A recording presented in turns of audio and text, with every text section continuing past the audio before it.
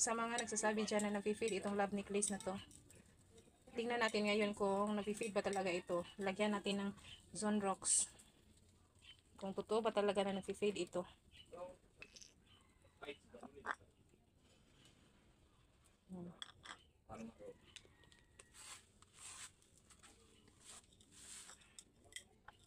Yung Zonrox test natin. Kung talagang nag-fade ito.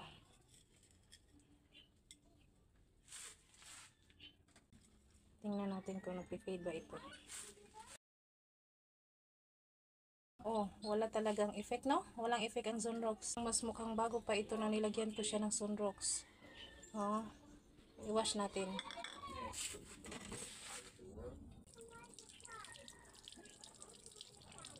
Oh.